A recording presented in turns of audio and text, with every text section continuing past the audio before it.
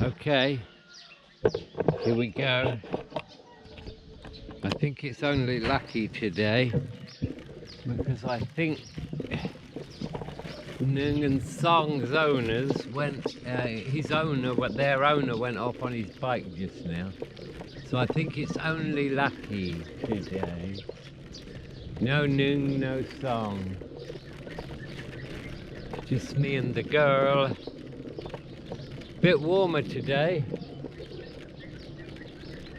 I'd say 20. Looking at the long range forecast this morning, and it was 2 days from now, it will be 23 in the morning. So that'll be it. That's the end of the cold spell. Hey! Lucky likes to do that. She just turns right in front of me. I've hit her a couple of times on the bike. Wow. Yeah. This is more comfortable. I can deal with this. You leave them baby chickens alone, like. Yeah, I can deal with this. The builders had a day off yesterday. One of them had to take his father to the hospital. I think it was the head honcho. So, they didn't come. But that's okay.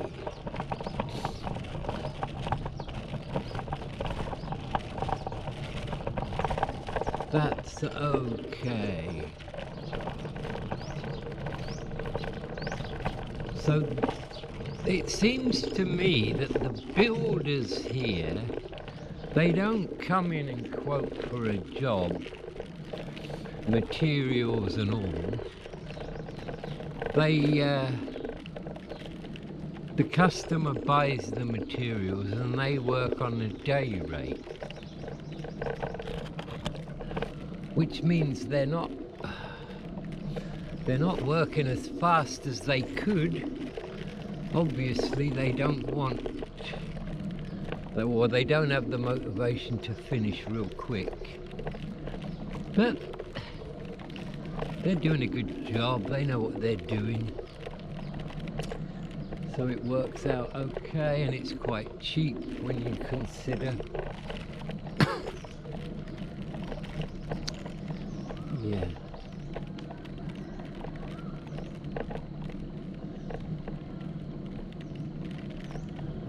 Yeah, I think so.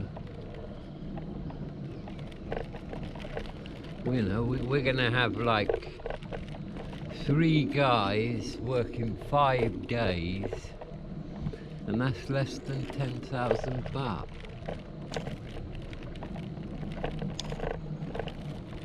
Well, lucky is nowhere to be seen. Well, I'd better stop. Lucky!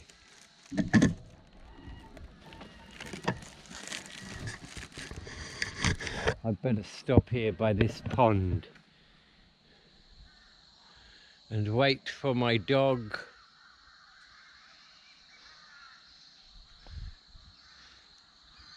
Lucky! Okay, let's hang around here. Let's hang around here.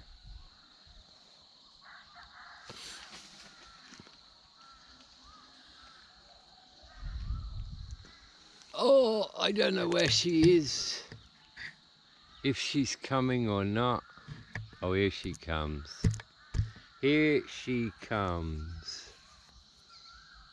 Malelu! So, today I'm going to talk about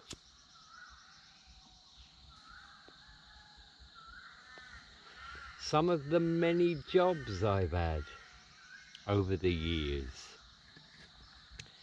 And I have had a lot. Yeah. Malelu! So that's what today's vlog will be about. And hopefully my memory will not fail me. Malelio, here she comes, look. Good old faithful. Malelio. I don't know what was holding her up. Okay, back on the bike. Back on the bike. Let's go, big luck.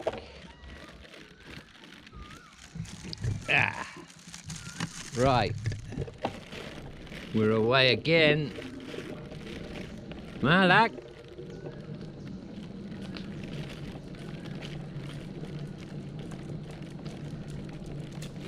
So away we go. Don't walk in front of me like that. Good girl. Good girl. Yeah, I can deal with this temperature. 20 degrees is fine for me. Lower than that and I struggle. My God, I'd die. I'd die if I was in the UK now. You'd have to put me in a plastic bubble, constantly heated to 20 degrees C. I just couldn't handle it.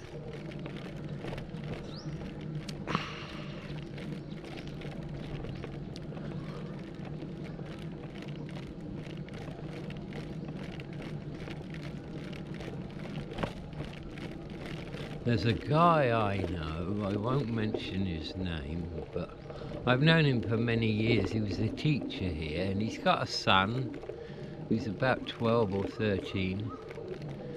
He had a Thai wife, but they split.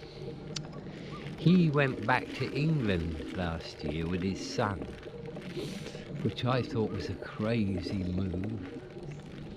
Anyway,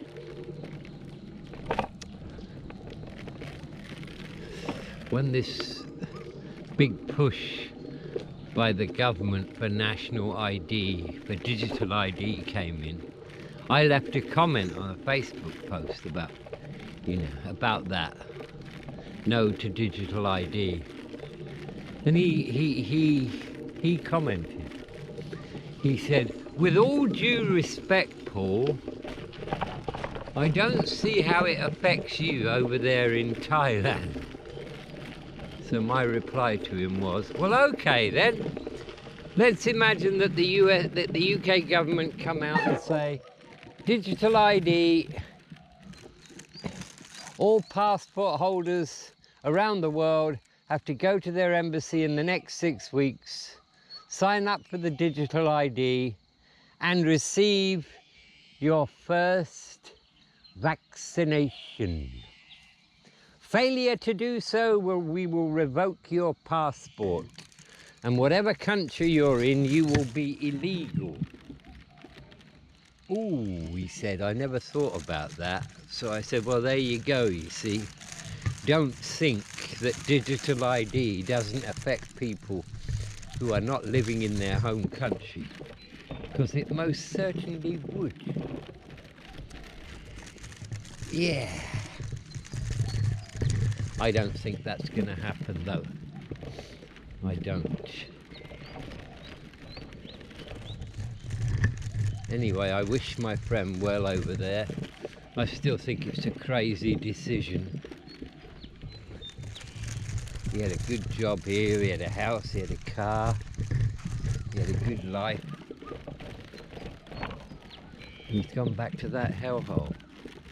Well, you have to respect everybody's choice.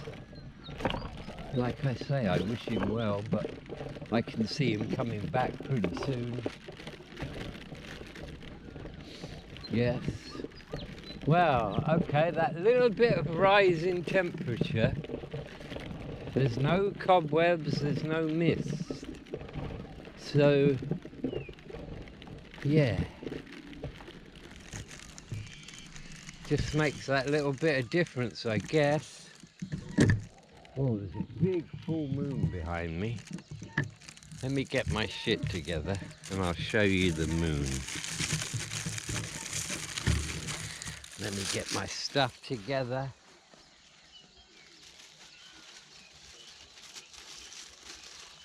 Yeah, okay, love, you stay there. Oh.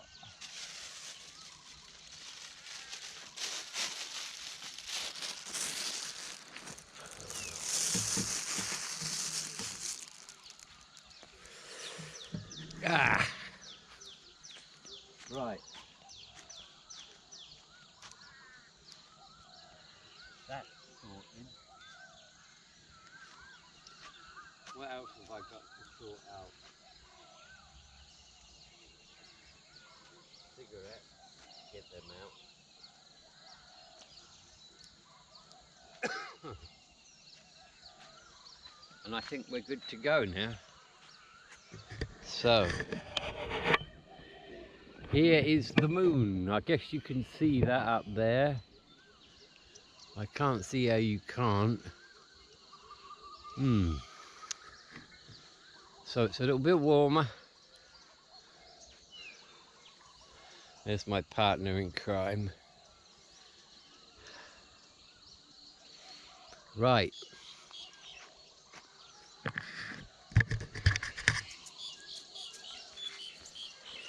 So,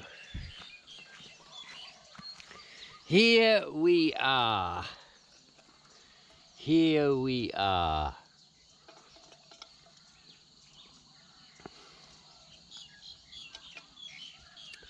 Got up late again this morning. Whoa. Right. Jobs I've had over the years. Where shall I start?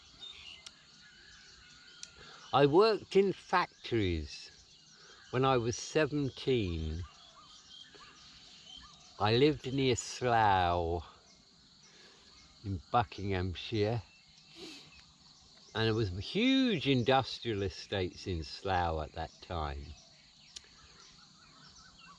And one thing I do remember is you could literally quit your job on a Tuesday and you'd have another job the next day in another factory. It was that easy. I worked in a few factories in Slough, one of them being Mars, the chocolate factory. Yeah. And the first couple of days you're there, you're just looking at the chocolate and you want to eat the chocolate. Well, they just give you a bag of chocolate every day. And after about a week, you don't want to eat chocolate anymore because you're working with it all the time. That was an interesting job. One of the factories I worked at was making cigarette machines. Yeah. And it was okay. Yeah. I remember one job I had. I had my own little van full of equipment, and I used to clean restaurant and pub kitchens. And I'd be given a list of places that I'd have to do, and it, you know, I'd be away for like 10 days, and it would be maybe in Wales or the west coast of England. And I'd have to call these pubs or restaurants and say, hey, you know, I'll be there on this day and this time. And they go, yeah, okay. And it was a good job because, you know, I might rock up at a pub at 10 o'clock in the morning. You know, and they give me a coffee. And I wouldn't be able to start work till the pub closed at 3 o'clock in the afternoon. So they'd just say to me, well, what do you want to do? You can sit in the bar and drink if you want. So I would sit in the bar and drink all through the lunchtime session. And then at 3 o'clock in the afternoon, when all the kitchen canopies are really hot, because they just finished, I'd have to get my gear out, put on this Hamzat type suit, get my spraying gear out, put all the food away, and then I'd spray all these canopies, get my scrapers out, clean all the kitchen equipment down. It would take me 3 hours to clean a kitchen.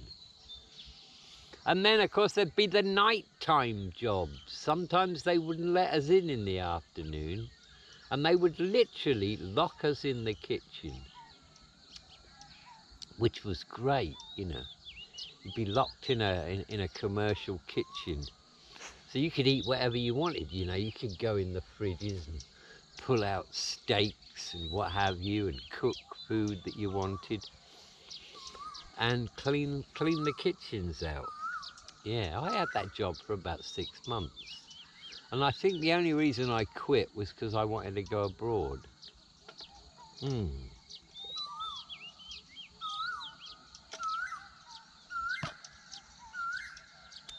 Quick little bit about kratom. You see this kratom here? You see how dark it is? Dark red. Well, when I was boiling leaves from the local trees here, it was a very light yellow colour.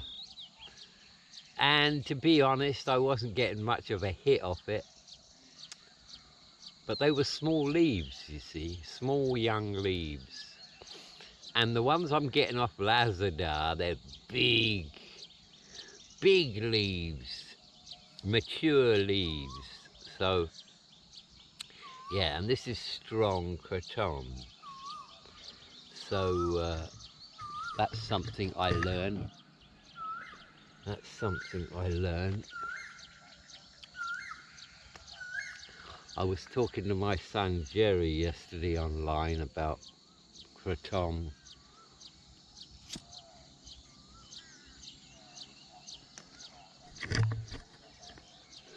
And I said to him, I said, look, if I had 1,000 kratom trees planted up here, would you come up here and look after them?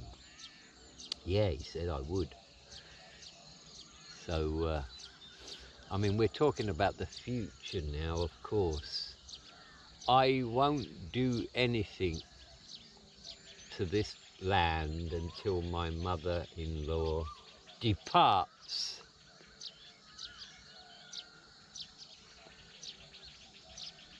Because it's not just about money.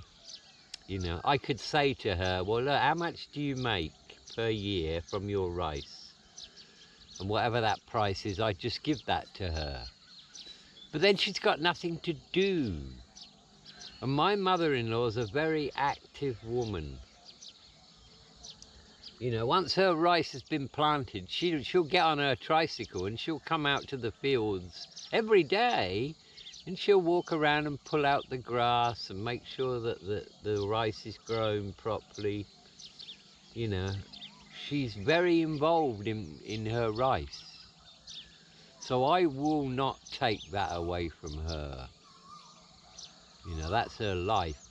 It's not just about the money. So my plans for a kratom plantation will just have to wait. And I hope we have to wait many, many years, you know. I wish my mother-in-law a long life. She's 82 now. She's fit as a fiddle. I wouldn't be surprised if she makes 90 at all. She'll probably outlive me, to be honest with you. She probably will. Other jobs I've done in my life. Well, I've done loads of fruit picking, loads of vegetable picking, peppers, tomatoes, construction, lots of work on construction. I can do a bit of carpentry. I can lay bricks. Hod carrying. Oh boy, that was a toughie. Carrying the hod. But that's where the money was back then. You know. In the late 70s, early 80s, I could make £50 a day carrying the hod. And that was a lot of money then. And of course, bricklayers worked piecework. They worked by the square metre. So they would lay bricks like you wouldn't believe. And there'd be 2 bricklayers and 1 hod carrier. 2 and 1 it was. It was a gang. A 2 and 1 gang. And the hod carrier had to supply the bricklayers with bricks and mortar. So you'd be full on to keep up with 2.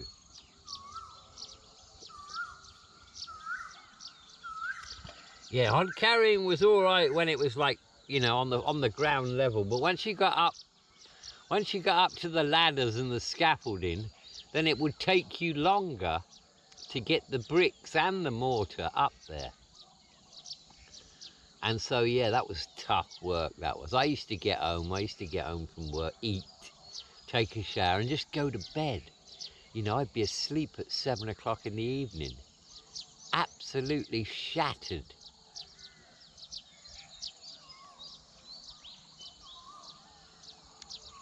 Did some construction abroad too. Did some plastering in France. That was funny. I went to this cafe. I heard that this cafe, if you go there early in the morning, then you know, and you're looking for work, that's where they would come looking for labourers. So I'm sitting there, and there's lots of French guys there, and there's a few foreigners there, and this truck's arrived, and you know, they're looking for a plasterer. They said, we're looking for plasterers. I can plaster, so I put my hand up, so they took me, you know, and took us to this housing area, put me in a house with these 3 other French guys. And one of them started to mix up the muck, and they gave me trowels and all that, you know. And I'd seen it done many times, you know. I knew you had to wet the wall down first. And I'd seen the way they spread the muck on the wall. So I was given this room to do, so I started.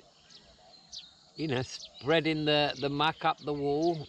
And the French guys came in to watch me, and they're laughing. And I said, what's wrong? And they said, no, we don't do it like that. And then they showed me how they do it. And they stand about 1.5 meters away from the wall with their trowel and their bit of board to keep the muck on, and they just throw it. They throw it at the wall, and it splatters on the wall and sticks. And they just do that for about 5 minutes, and then they get a straight edge, and they go along and they straighten it all up. So they taught me how to do it. By the time the boss arrived at 11 o'clock in the morning, I was doing okay. So yeah, I did a bit of plastering. Quite a few driving jobs I had. I had a very good job, and I only lost that job because I lost my driving license because of drink driving. I used to drive a 3-ton truck from England all the way to Europe to put up these exhibition stands. There'd be a gang of 3 of us, and I'd be the driver. And we'd drive to Spain, or we'd drive to Italy, and we'd put up this exhibition stand, and then we'd leave the truck there and we'd fly home. And then when the exhibition was over, like 2 or 3 weeks later, we'd fly back, take it all down, put it in the truck and drive back. That was a good job. Yeah, I enjoyed that. I used to get £17 a day for expenses, for eating and sleep and accommodation. And of course we used to sleep in the truck. So we had no accommodation costs, and we'd eat cheap. So I used to survive on my accommodation costs, on my expenses. Never touched my salary. So I saved quite a bit of money up doing that job. Yeah, I often wondered what would have happened if I hadn't have lost my license. I probably would have kept that job for a while. How did I lose my license? Oh, that's right. I came out, I had an MGB GT soft top, the Roadster, the one with the wire wheels. Bought it second hand for £350. Nice car. I had a good sound system in it, and I came out of this pub in St Albans about 11 o'clock at night, got in the car, and I'm driving down St Albans High Street, and my cassette that I wanted to play in the car dropped to the floor. So I leant down to pick it up, and I smashed into the back of another parked car. Boom! All the lights came on. People came out of their houses. What's going on? It was a loud bang, you know. Of course, that was me bang to rights. So, yeah.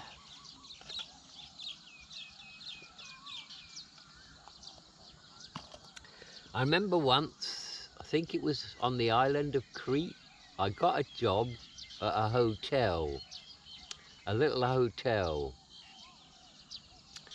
And the owner I'd knocked on the door and asked for work, and the owner says, "Can you drive?" I says, "Yep."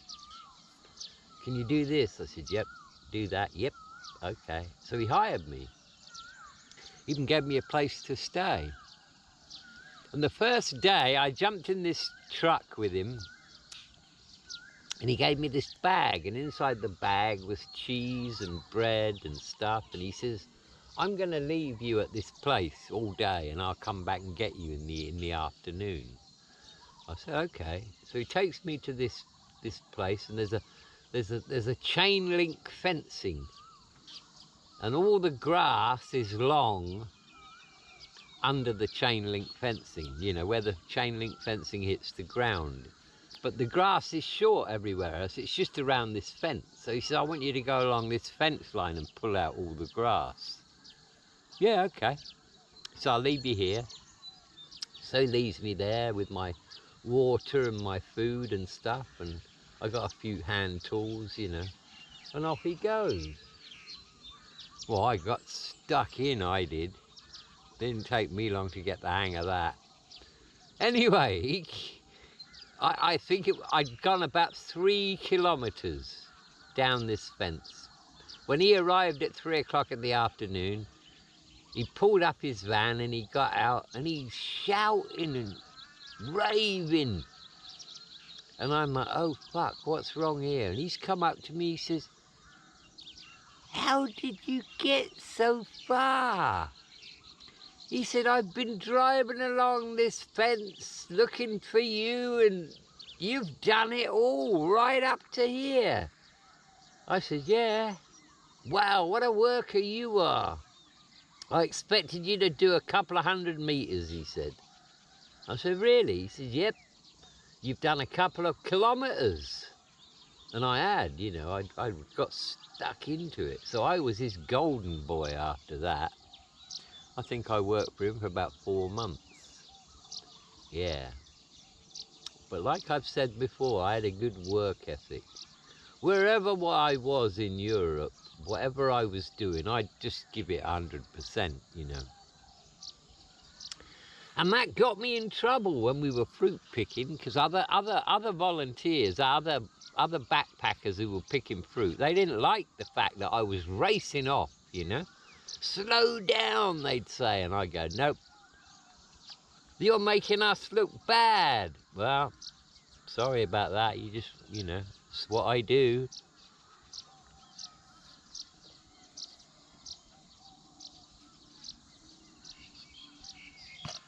Like, he's very observant. Look, there she is. Look. Very observant. I have to be honest, when she had a problem with her back legs, I was fearing the worst. You know, we lost Chucky at 11, and I thought, well, she's next. But she recovered. She recovered, which I'm very, very happy about. And she's a healthy dog again now. She really is. Other jobs I've done. Well, we won't talk about teaching English just yet. That was 25 years of my life.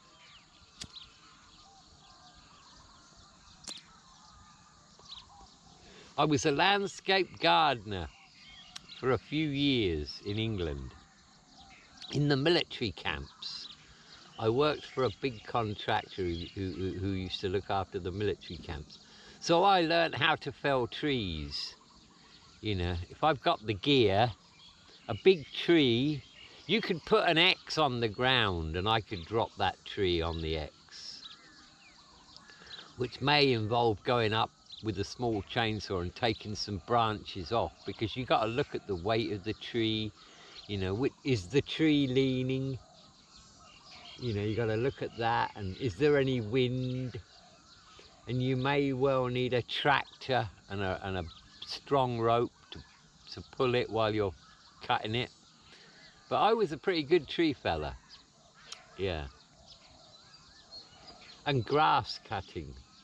I could use all the big grass cutting machines. I enjoyed that work. I like to work outside, it's healthy. You know, working on the ground, working on the land gives you a connection with nature. Yeah. Much nicer than working in factories. Although I could do that, I didn't really enjoy it that much. Then we had the windows, of course. I was a salesman. I mean, I enjoyed that. It's a different kind of a job. And I was good at it. Made shitloads of money, but I spent it all, you know. I did my lifestyle. I had champagne in the fridge. I was a member of the golf club. I think I had 4 credit cards. One was just for gas, fuel. One was for taking my sales team out. Yeah, and I just, you know, I was making a lot of money, but I wasn't really saving any money. My lifestyle changed. And it was pressure. Commission only, you know, no salary. But I've talked about my windows before. If you're interested in that, have a look through some of my older videos and you'll find the double glazing one. And I've talked about timeshare. So I had a brief spell at selling, but I got out in the end. What other jobs have I done? Oh my God, I worked once at a pet food factory. Ugh! Pet food factory. They would deliver the livers and I don't know what they were, the organs of slaughtered animals. They'd deliver them to this factory. And we'd have to put all this stuff in these freezers, in these big industrial freezers. And they would freeze it into blocks, and then it would go off to another area of the factory and they'd make pet food out of it. Oh God, what a terrible job that was. I didn't last that one for very long. Night shift it was. Oh.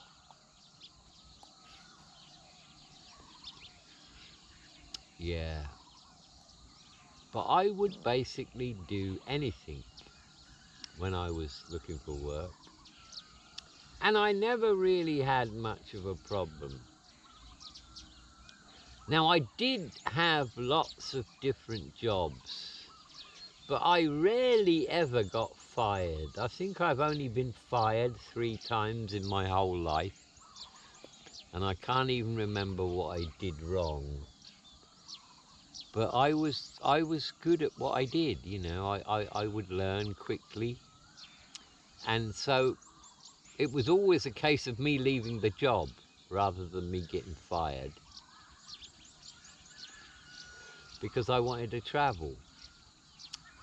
And there were many occasions when I was abroad, you know, when I'd say to my boss, well, look, I'm going at the end of next week, you know. Oh no. Oh, and I go, yeah, I'm off to this place or that place. Oh, well, you can come back here next year, you know, please come back. They always wanted me to come back because of my work ethic. And I think I've got my father to thank for that. Yeah, he taught me that. If you're going to do a job, boy, do it right. do it the best you can. And it doesn't matter how much you're getting paid. Give it your best and you'll always be in work. Well, you know what? He was absolutely right. He was indeed.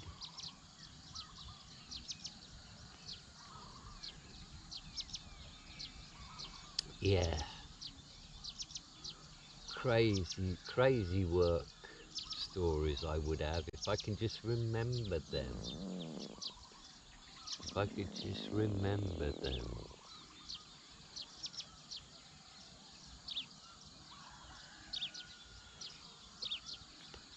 Used to see Princess Anne a lot at the Royal Military Academy in Sandhurst. And we had to fell a tree that overlooked the back of the house that she lived in. It was a big beech tree. So I've sent a guy up in the tree to rope it up. And we've got the rope attached to a tractor. And I said to him, right, you sit on the tractor. And when I tell you, you pull, you go. Not jerky, just slow, you know, in first gear. And we'll have this tree over. So I cut the sink in the tree, and it was a big tree. It was over 1 meter in girth, the trunk. So I've cut the sink. And all of a sudden, I've got the tractor guy standing next to me, and I'm like, what are you doing? He says, oh, I've left the handbrake on, and the rope is tight, you know. I said, no, get back on the tractor. And I think a gust of wind came. Oh, the tree went the other way, yeah, and it pulled the tractor back. He didn't have time to get on the tractor, and straight through the fence, and it smashed down into her garden, and all her private police came out with their weapons drawn. What the fuck's going on here? I said, it's all right, it's just we had a slight accident with the tree. I got in trouble over that one. We had to pay for a new fence. Well, a few panels of it. Yeah.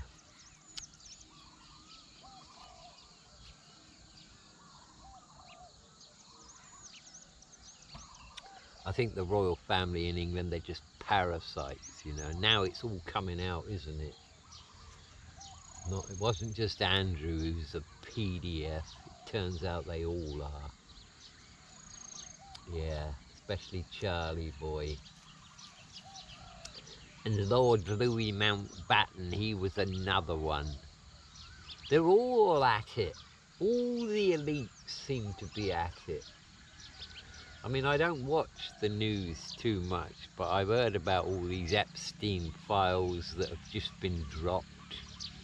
And it implicates all of them. No arrests being made at all.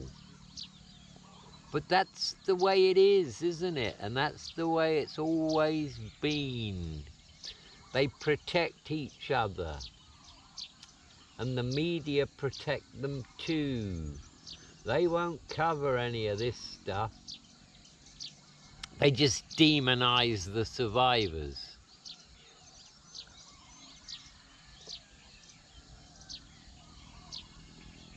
And in the past, anyone who got too close to it and started to talk, they just disappeared. Yes. That's what was going on, wasn't it, Lucky? She knows. Yeah. Other jobs I've done. Let me try and think about this now.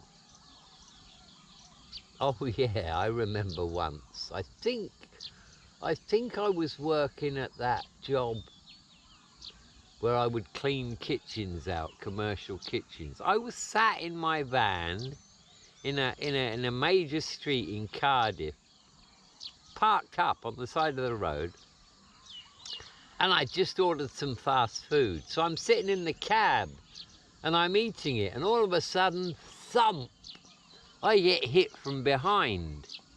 And this Jaguar goes screeching across the road and smashes into loads of other cars. What a mess. So I've got out. The back end of my van is totaled. And she's hit the driver's hit 3 or 4 cars on my side of the road, and then gone across the other side of the road and hit another 3 or 4 cars. So the cops arrived. The driver's a woman, and she won't get out of the car. She's drunk. So we all end up at the police station. And there's me and about 4 or 5 other vehicle owners sitting there in the, in the main area. And this guy arrives, and he said, I'm the husband of the woman who's just had an accident. And then he said, yeah, I'm a car insurance rep. And we all laughed. We said, oh, you're going to need to be with all of this that you got to sort out. And I can't remember what happened now, but I'm sure she got done for it. And I think we had to sign a load of papers and stuff. And the company I work for sent me out another van the next day, and I had to move all my stuff out of the old van. Yeah. What other jobs did I do? God, there must be so many. Trying to think now.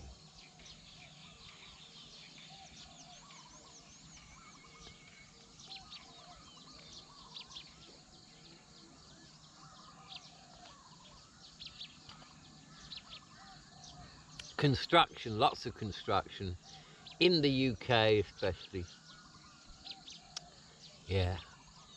I wasn't a brilliant hod carrier, I got to be honest with you. It was bloody hard work. But I could hold my own.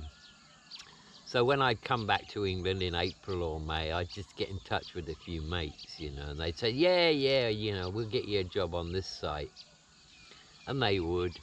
And I'll be honest, I didn't look forward to hod carrying because it was full on, really was full on. But that was the money those days, You could make twice as much as any other job carrying the hod. So I did it, yeah. And it was more of a technique than anything else. I used to watch the good hod carriers, and they'd load up their hod really fast, pick it up, balance it on their shoulder, and up the ladder they'd go. Along the scaffold boards, drop the bricks, come down really fast, straight back to the brick stack, fill it up again, away again. I mean, you couldn't keep up with them. But of course you had to go that fast to keep up with the bricklayers. But the day used to go fast carrying the hod, I will say that.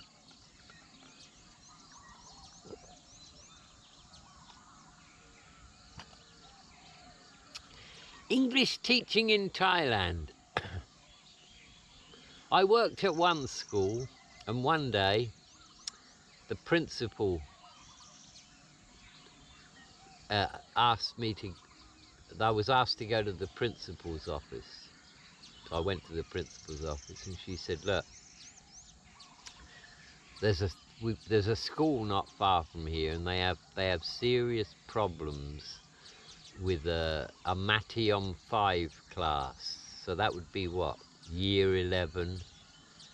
They'd be like 16 years old, 15, 16. She said, they're terrible discipline. And I said, well, I'll send you over there to sort them out. Would you go and just teach them for one class? I said, yeah, okay. So I went to this school, met the principal. She said, oh, we just don't know what to do with these kids, Mr. Paul. What do you suggest? So I said, well, I want the phone numbers of all their fathers. Can you do that for me? So they printed me out a sheet with all the names of the students and their fathers' mobile phone numbers. So I've got that in my top pocket.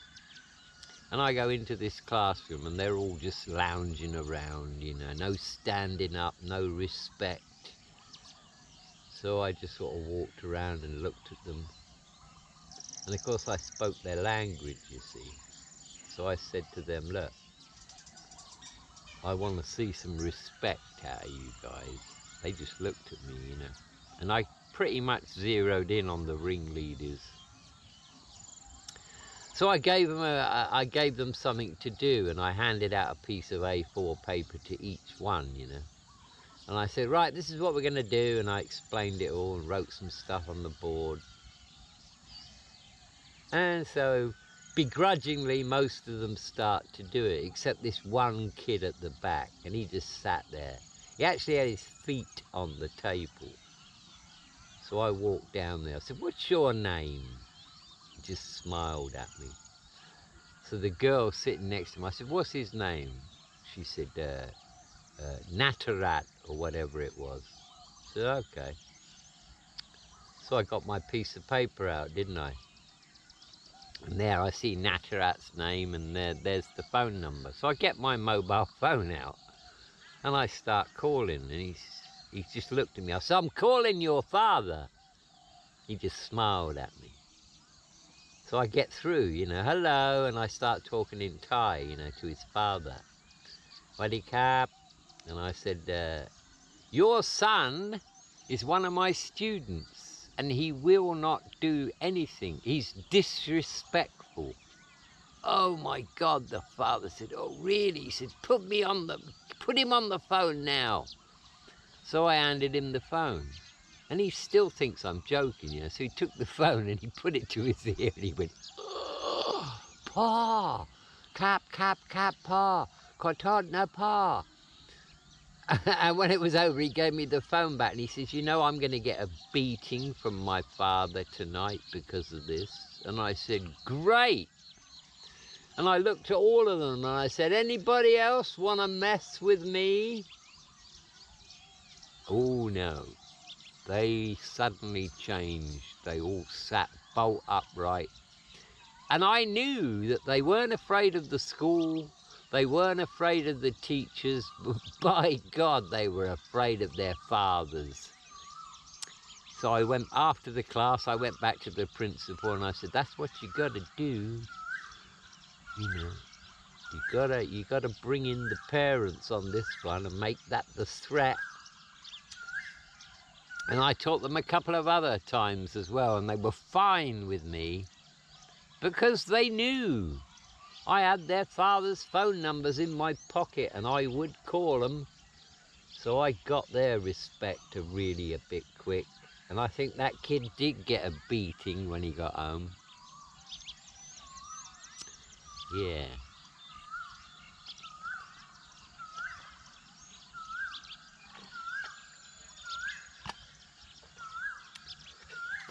It's tea transfer time. Ah. Tea transfer time. Builders are coming back today. Yes, they are. They've got half of the ceiling up.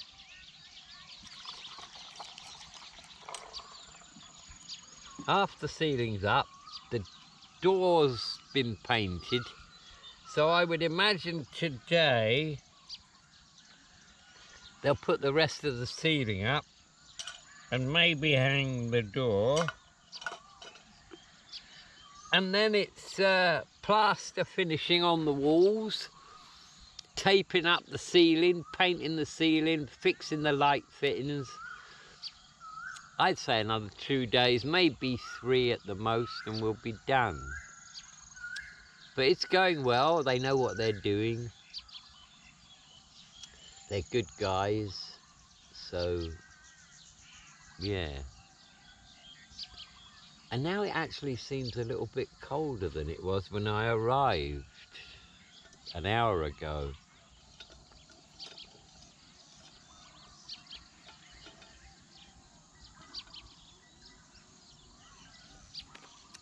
Other jobs.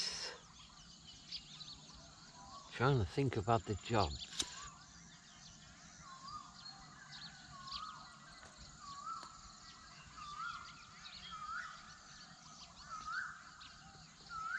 So many different jobs I've had. I just can't bloody remember.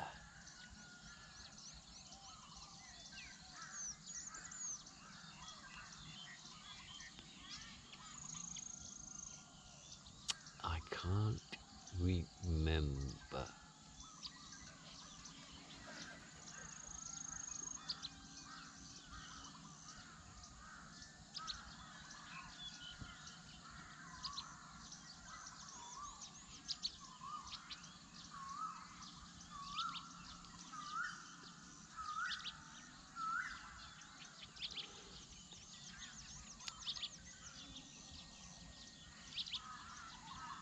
I haven't had any other jobs in Thailand really, except, oh yes I have, that's right, I was a Yant guide, wasn't I? Yeah, I did that for a year, and I built a really good business up, where I would take these foreign people to see this Yant master. And he broke his agreement with me. Didn't pay me what he said he would. So I shut down the website. And he was so proud he would not give in. He was prepared to let that business collapse rather than admit he was in the wrong.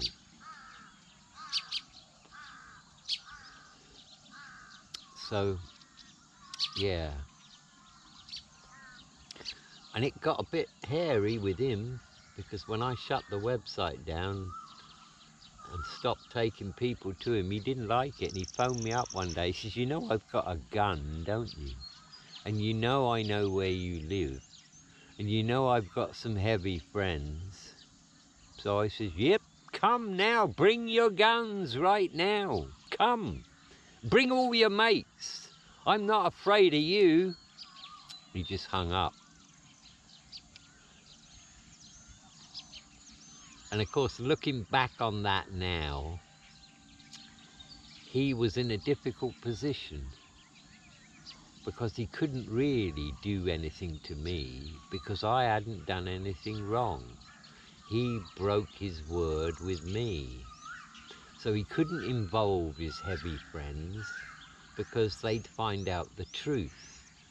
You know, if he sent them to sort me out, and I just turned round to him and said, no, it's his fault, you know, he promised to pay me this and he hasn't, then he would look bad, wouldn't he? So he couldn't really do anything to me.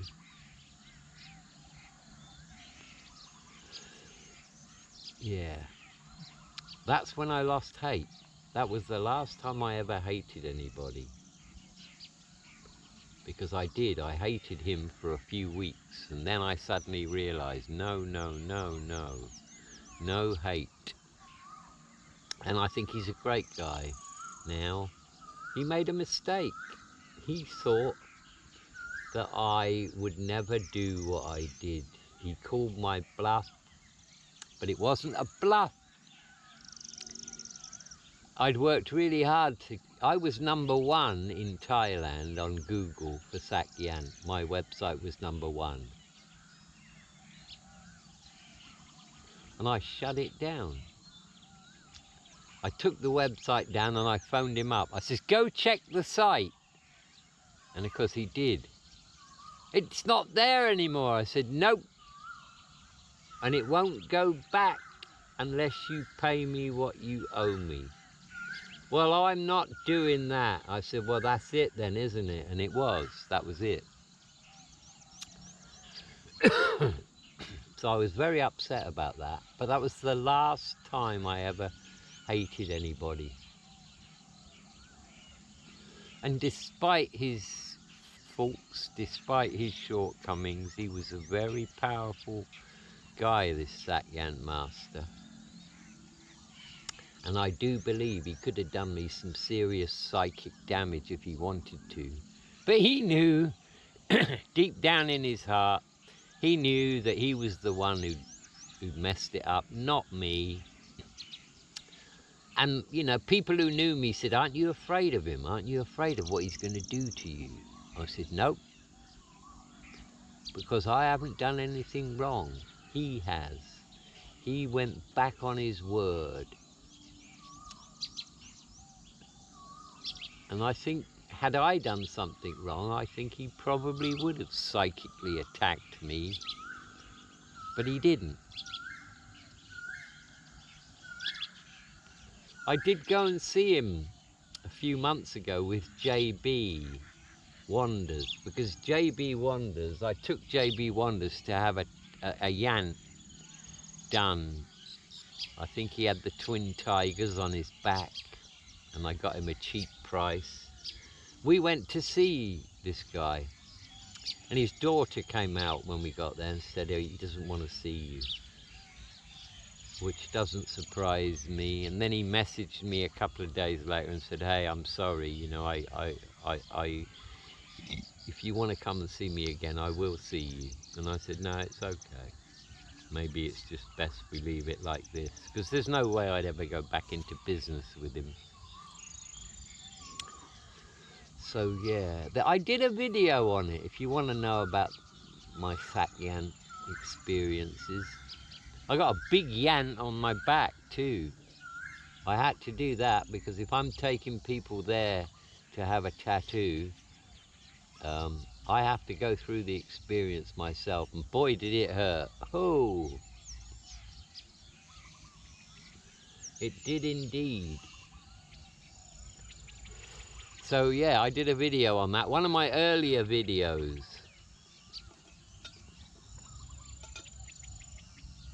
And I think I did one on Irish Times about the Sack Yant.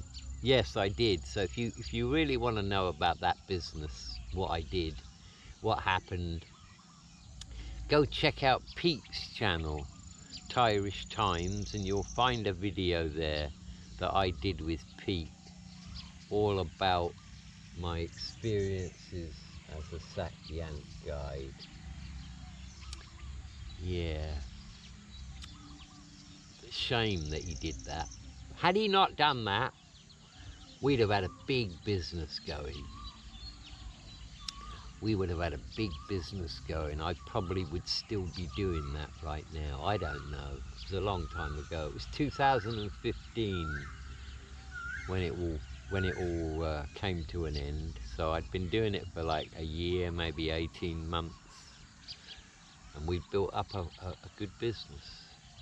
Yeah. But we don't regret anything. That's just the way it turned out.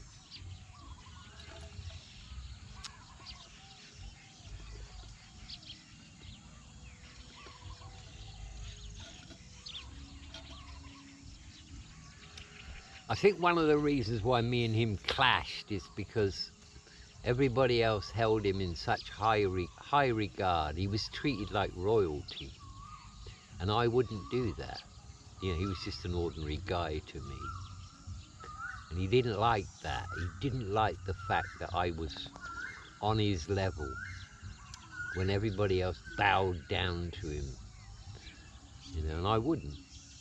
I mean, I treated him like I'd treat anyone else, respectful, but nothing more than that. And he didn't like that because he saw himself as being somebody really, really special. And he wasn't really, really special to me. He was just a business partner. So that's the way it ended up. So I've had a variety of jobs in my lifetime, and I got quite good at whatever I did because of my work ethic. Yeah, all good stuff. So we're on an hour now.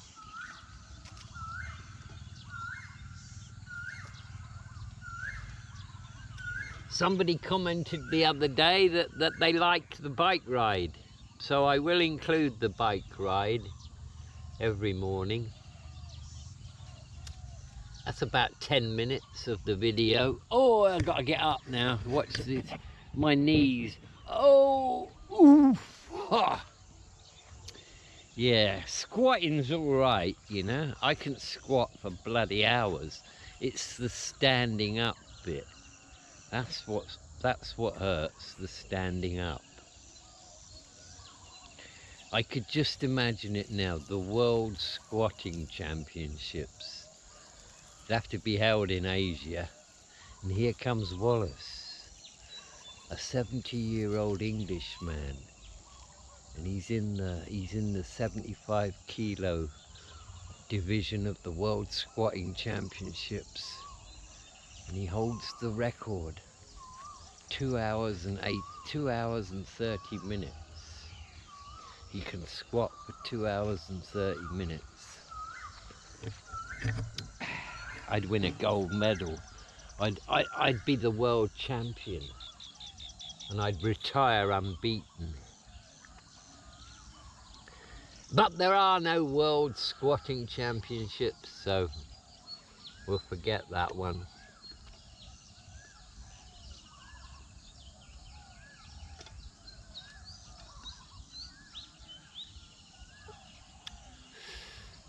You know, I had a strange thought the other day. Wouldn't it be nice if I could remember every single minute of my life? So many things happened to me. God, if I could remember all of it. But I can't. But you know, out there in the conscious field, there is a record of every single thing that I've ever done and every thought that's ever come into my head. I just can't access them. And it's the same for you and everyone else. We just can't access them. They're there. Memories are not stored in the brain. I do know that. So yeah, wouldn't it be great if I could remember every minute of my life? But I can't. So at 1 hour and 3 minutes, I guess, with the sun coming up now really strong, I guess I'll call it a day for this one. So that was what I can remember about the many different occupations I've had over my lifetime. And I hope you enjoyed it. So it's Triple T and his partner in crime, who's guarding the bicycle now. She's sat over there. I'll sign off now until the next time, tomorrow morning. Wherever you are in the world, have a great day. And always remember, you are the director of your own movie. And if you don't like the script, you can change it. It's as simple as that. So, Triple T, signing off once more.